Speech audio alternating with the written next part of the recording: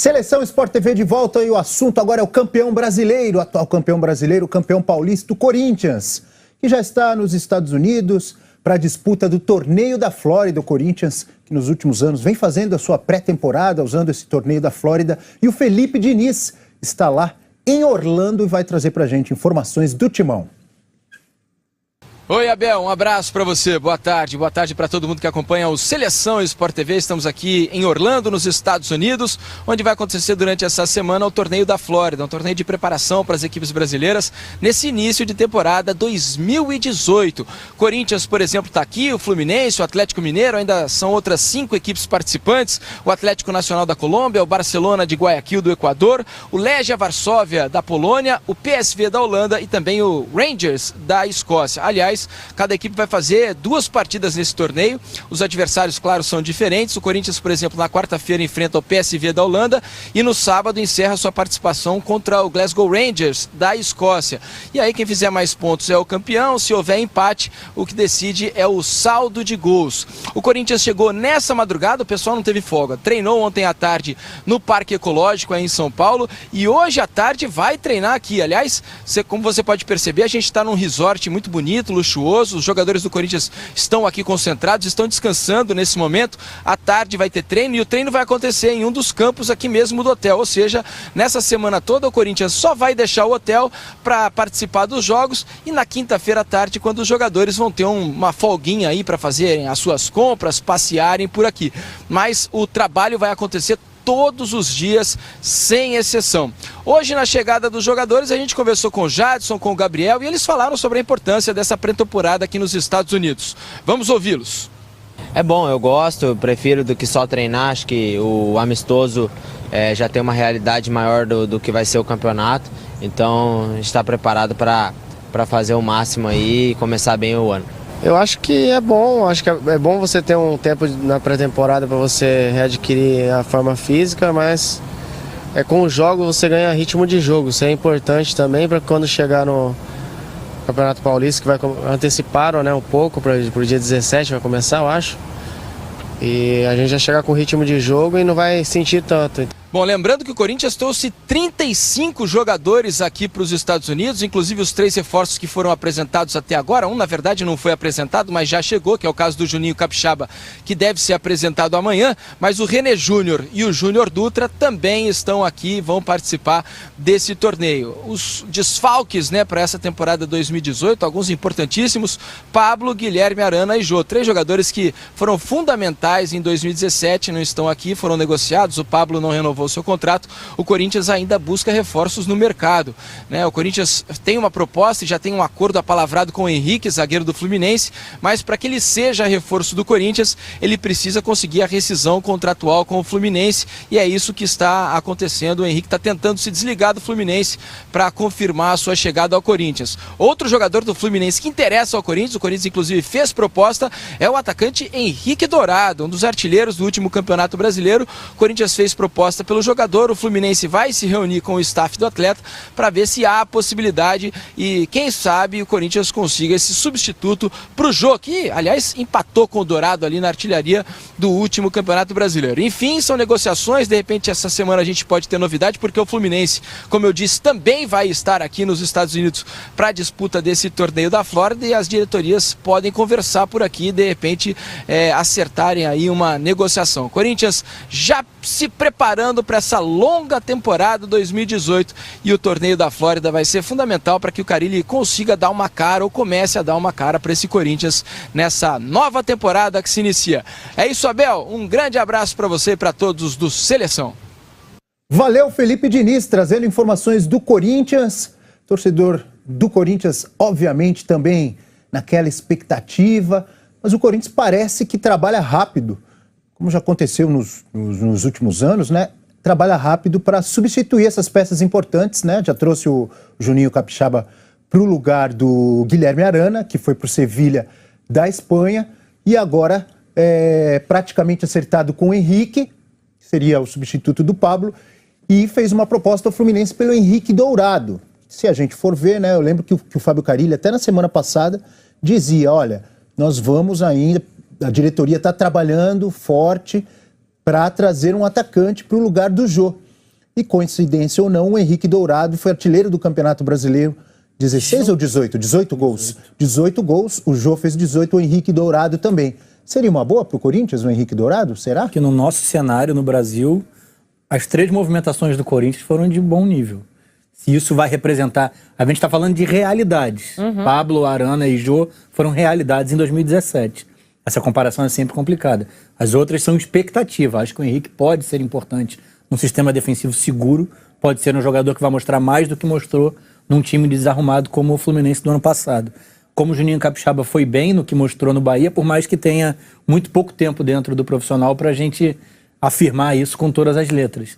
Então essa eu acho que é a grande diferença, expectativa e realidade. Mas os movimentos no mercado foram interessantes para o que há disponível. Concordo com o Rafa exatamente nessa questão. O Corinthians foi no que ele tinha de melhor dentro do que ele tem de disponível para gastar e dentro do mercado nacional. Não olhou para fora, né? Trouxe jogadores que estão aqui para as posições que ele precisava, fez contratações cirúrgicas para...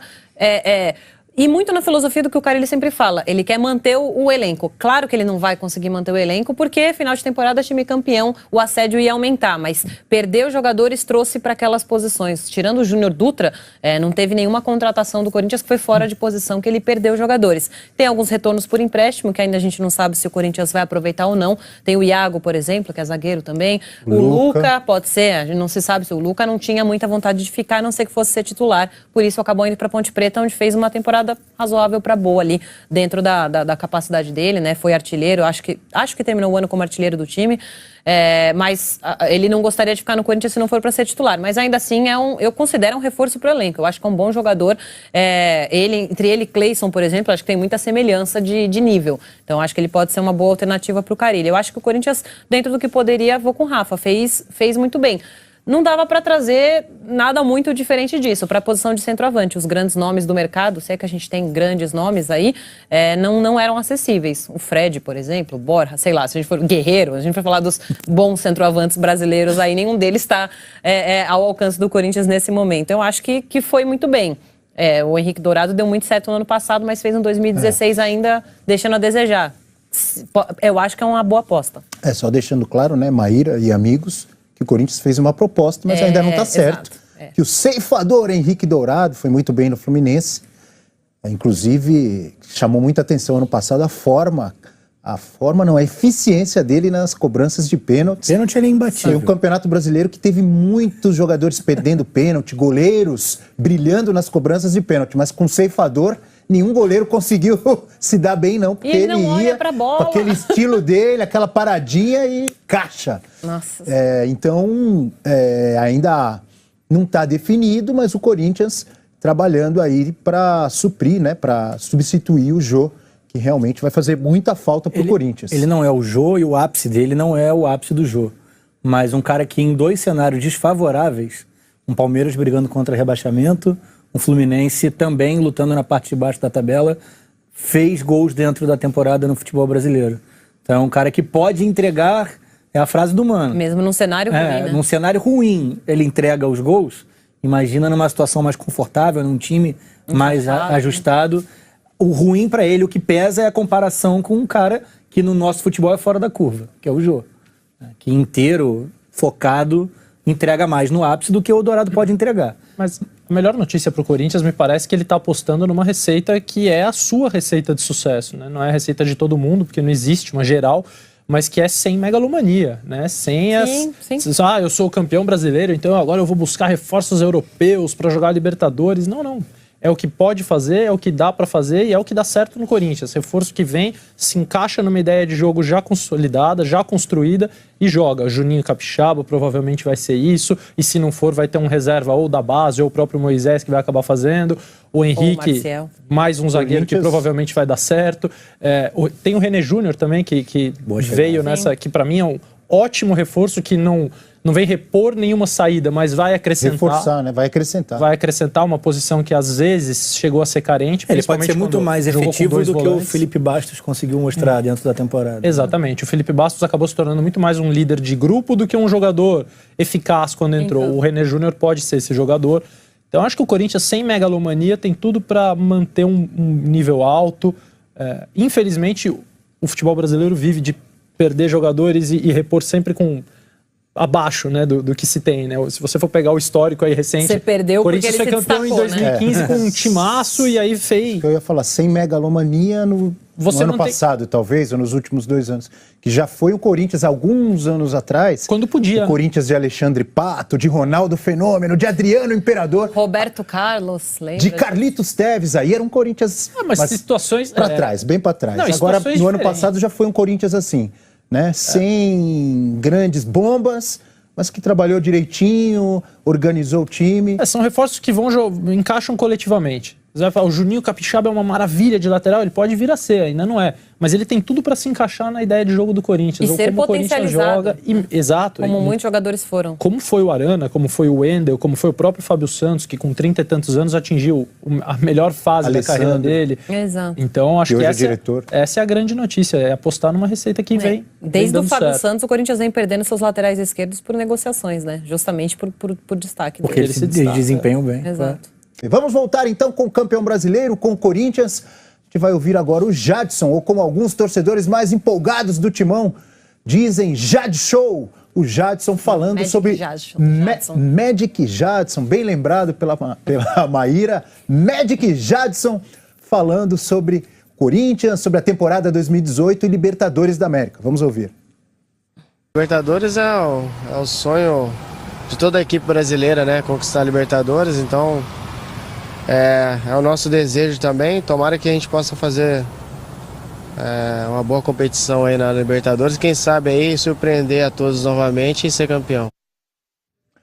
Tá aí o Jadson falando sobre essa temporada, Libertadores da América, lembrando aqui, olha, Deportivo Lara, Independiente e Milionários. Milionários da Colômbia e o Independiente, que disputou a final da Sul-Americana com o Flamengo. O grupo do Corinthians na Libertadores da América. O Corinthians voltando, né, à Libertadores e, obviamente, com muita expectativa. O Corinthians, se eu não estou enganado, nos últimos anos usou muito bem essa pré-temporada, né? Até no ano passado, esse torneio da Flórida, realmente para preparar os jogadores. O Carille até dizia, em entrevista coletiva no sábado, que ele vai rodar muito o time, provavelmente nesse primeiro jogo já contra o PSV, até pela proximidade, poucos dias de pré-temporada, muitos treinos e tal, para já não estourar ninguém agora no início. Ele deve usar um time no primeiro tempo, outro time no segundo. Começa essa formação, mas é um Corinthians que vem sendo marcado pela organização, mesma forma de atuar, e que, apesar das mudanças, traz esperança para o seu torcedor, não é? A grande diferença, na verdade, pensando em 2017, é a altura do sarrafo, né? E quem faz essa medição é quem atinge desempenho e conquistas. O Corinthians é o campeão brasileiro. Então, o papo da quarta força vai por terra, acabou, já era. Independentemente de capacidade de investimento. A gente sabe o nível que esse Corinthians pode apresentar. Então, vai ser mais cobrado fatalmente dentro da temporada 2018. Principalmente porque o segundo turno não foi o que se esperava, né? Então, um time que, bem ou mal, por mais que tenha feito um primeiro turno, o melhor que a gente já acompanhou dentro dos pontos corridos no Brasil, poderia ter sido mais consistente até o final do campeonato. E não conseguiu fazer isso na segunda metade do brasileiro. Então, imagino que a cobrança vai ser superior à do último ano. E essa é a medida que o Corinthians vai ter que se ajustar para continuar desempenhando bem e entregando o que se espera. Tem um detalhe importante, que a gente não pode esquecer, que se chama Gustavo Scarpa. O Corinthians continua na expectativa ali, o Gustavo Scarpa que entrou na justiça, né? Não se apresentou ao Fluminense, entrou na justiça, e o Corinthians continua ali na expectativa para ver se traz esse reforço, né? O São Paulo também tem interesse. O Palmeiras já falou sobre isso, agora já diz que não quer mais, mas... Também, a gente falou no início do programa que a novela Reinaldo Rueda é uma das mais longas, mas a do Gustavo Scarpa tá ali, né? Essa só não é de época. Não é de... Tem celular pra caramba nessa novela, mas se estende também. Todo mundo quer. Há versões de que o Gustavo Scarpa é que preferiu e seus agentes não jogar no Palmeiras, né? Porque achou que ali a concorrência era uma coisa pouco interessante a ele em relação a outras possibilidades, como São Paulo e Corinthians, que foi uma observação de mercado, que o jogador tem mesmo que fazer e tá certo. Mas esse eleva o nível de qualquer time que ele for jogar. Ele joga muita bola, o Gustavo Scarpa. muita, mas muita mesmo. Assim. Ele é Bom chute. Ele é muito diferente. Dos jogadores da idade dele, eu acho que ele é o melhor. Eu não consigo me lembrar, assim, da faixa etária, né? E é uma pena que esteja passando por isso, justamente por ser esse jogador de tanto destaque, né? Não dá nem para condenar ele entrar na justiça contra o Fluminense a partir do momento que ele tem o Fluminense tem tantas dívidas, conforme pelo menos alega o próprio Gustavo Scarpa no seu pedido na justiça. O Lino. Salários atrasados. É muito chato que ele passe por essa situação. O Zeca também é outro que está na justiça, agora está virando, entre aspas, moda, né? Entrar na justiça contra o seu time, mas é complicado você tomar um lado nessa história, sabendo que o Fluminense passa por dificuldades, mas o atleta tem que ter a parte dele também. Então é chato que ele esteja vivendo essa situação. E é óbvio que eu imagino que estejam trabalhando para isso resolver o mais rápido possível, porque ele está perdendo dias de pré-temporada, né? Isso é imprescindível para ele.